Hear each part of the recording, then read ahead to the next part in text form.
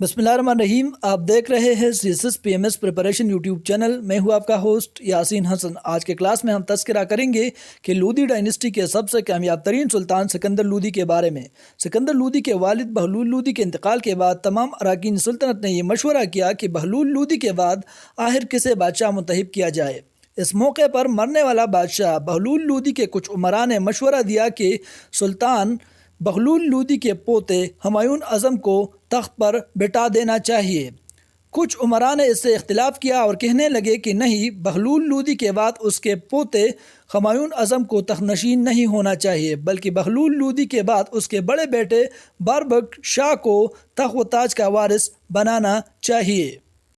اب سکندر لودھی بہلول لودھی کے بیٹوں میں سب سے زیادہ عقل مند اور دانا سکندر لودھی تھا۔ بہلول لودھی کے کئی بیٹے مختلف بیویوں سے تھے۔ سکندر لودھی کی ماں کا نام تھا زیبا۔ بہلول لودھی کے موت کے بعد جب تخت و تاج کے وارث کے متعلق بحث و مباحثے شروع ہوئے تو سکندر لودھی کی ماں زیبا نے بہلول لودھی کے عمراء کو ایک جگہ جمع کر کے کہا، میرا بیٹا ہر طرح سے تخت حکومت کے لائق ہے اور تخت و تاج کا وارث اور سلطان بننے کے بعد میں تمہیں ضمانت دیتی ہوں کہ تم لوگوں کے لیے تو اس کا برتاؤ اچھا رہے گا۔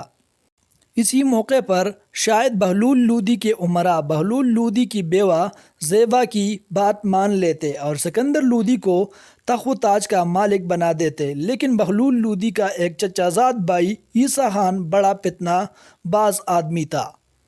اس نے نہایت ترش لہجے میں گالی دے کر کہا کہ سکندر لودھی کسی طرح بھی ہندوستان کا سلطان بننے کے لائق نہیں ہے۔ جب عیسیٰ خان نے گالی دے کر اپنے خیالات کا اظہار کیا تو ایک اور افغان سردار کرم علی خان نے یہ سن کر غصے اور طیش میں کہا کہ آج تو بادشاہ کا انتقال ہوا ہے اور ہم ان کی بیوی اور بیٹوں کے یوں بے حرمتی شروع کر دیں، یہ نامناسب ہے، کسی طرح بھی ٹھیک نہیں اور ہمیں زیب نہیں دیتا۔ کرم علی خان کیونکہ سکندر لودھی کا حمایتی تھا، لہٰذا ان کی گفتگو سن کر عیسیٰ خان بھڑک اٹھا اور کرم علی خان کو مخاطب کر کے کہنے لگا، تمہارا مرتبہ ایک ملازم سے زیادہ کچھ نہیں ہے، لہٰذا تم ہماری رشتہ داری معاملات میں دخل اندازی نہ کرو، اگر ایسا کرو گے تو نقصان پاؤ گے، لہٰذا آئندہ تخت و تاج کے متعلق فیصلہ کرنے میں تم ہرگز دخل اندازی نہ کرو۔ عیسیٰ خان کی اس گفتگو سے کرم علی خان کو اور بھی غصہ آیا اور کہنے لگا، میں صرف سکندر کا ملازم ہوں، اس کے علاوہ میں کسی اور کا ملازم نہیں۔ یہ دھمکی دے کر کرم علی خان مجلس سے اٹھا اور اپنے ہم خیال عمراء کے ہمراہ مرنے والے سلطان بہلول لودھی کی لاش لے کر قصبہ جلالی جا پہنچا۔ یہ قصبہ ضلع علی گڑھ میں واقع ہے اور یہاں سلطان بلبن کی بنائی ہوئی ایک خوبصورت مسجد بھی ہے۔ یہاں کرم علی خان اور سکندر لودھی کو لے کر فیروز شاہ کے مقام پر آیا اور یہ جگہ دریائے بیاس کے کنارے سے ایک بلند مقام پر واقع تھی اور یہاں کرم علی خان نے سکندر لودھی کو تخت پر بٹھایا اور اسے ہندوستان کا سلطان کا درجہ بھی دیا۔ ہندوستان کے بادشاہ بننے کے بعد سلطان سکندر لودھی نے سب سے پہلے اپنے باپ کی لاش کو دلی بھیجا اور خود باغی سردار عیسیٰ خان کی طرف متوجہ ہوا۔ اتنی دیر تک عیسیٰ خان نے مقابلہ کرنے کے لیے خاصے بڑا لشکر تیار کر لیا تھا۔